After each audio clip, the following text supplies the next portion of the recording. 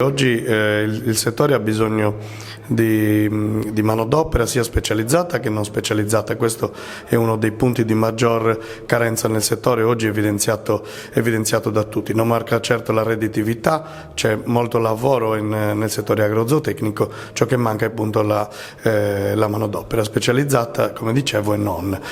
Da questo punto di vista i punti critici nella formazione sono formazione di campo ampio, quindi di tipo tecnico legato all'innovazione, all'aumento della tecnologia nelle aziende, alla specializzazione produttiva, quello che richiede il settore per produrre con standard di qualità nutrizionale e di qualità ambientale elevati e con redditività.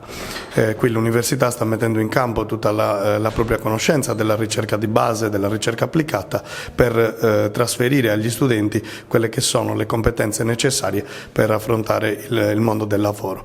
Questo non solo nei corsi di studio, ma in sinergia con le imprese. Gli studenti svolgono dei periodi di tirocinio pratico applicativo, dei periodi di pratica che poi culminano magari nei percorsi di tesi nelle aziende, dove acquisiscono pratica, conoscenza del settore e formamentis di quello che è il lavoro nel settore. Affluenza?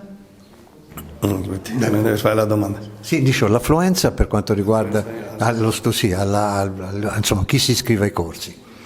Allora, ai corsi si iscrivono in Sardegna principalmente studenti delle nostre comunità regionali quindi provengono un po' da tutti i paesi. Nei corsi di scienze zootecniche vediamo principalmente studenti che sono sia di ambito zootecnico, cioè che hanno magari azienda di famiglia o che sono appassionati dal settore perché lo hanno conosciuto nelle loro comunità, oppure studenti che arrivano perché sono incuriositi dalle tematiche, dalle relazioni con l'ambito agroalimentare o dall'innovazione tecnologica in zootecnia, che oggi e in agricoltura, non solo in zootecnia, che oggi è particolarmente avanzata nel settore. Inoltre c'è tutto un aspetto che non riguarda solo il settore specializzato, ma che riguarda il ruolo nei territori delle aziende zootecniche. Le aziende zootecniche sono di allevatori e di operatori che popolano i nostri paesi, quindi oggi è molto importante nella dinamica della riduzione degli allevamenti mantenere quella che è la popolazione rurale associata al territorio, associata alle campagne, perché questo diventi strumento di custodia e gestione consapevole. Quindi la formazione non deve essere solo quella specializzata per le tecnologie e la produzione di latte e carne, ma deve essere una formazione più ampia che va a includere gli aspetti della gestione territoriale, del ruolo delle comunità, che si chiama appunto la mappatura e il riconoscimento dei servizi ecosistemici per le comunità, cioè i benefici che l'uomo svolge per i territori e viceversa.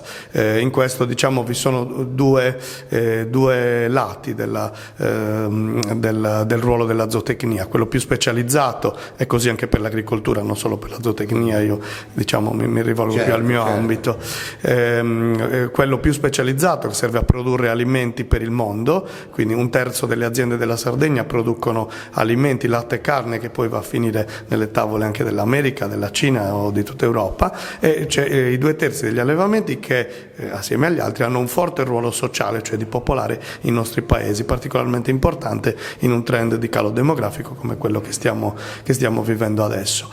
Un altro punto molto importante del passaggio nella formazione dei giovani, degli operatori, è quello della consapevolezza nel passaggio da gestione familiare a gestione d'impresa. Quindi sono molto importanti le competenze multidisciplinari, perché la qualità oggi non è solo qualità nutrizionale, ma, come dicevo, è qualità ambientale, qualità organizzativa, qualità del lavoro, qualità della vita. Se manca la manodopera è proprio perché c'è da mettere enfasi sulla qualità organizzativa, qualità del lavoro, che assieme a quella della redditività porta i giovani a a rimanere vicini al territorio e a questi temi. Quindi più un tema di generazioni e di confronto fra generazioni che di rapporto con la tecnologia.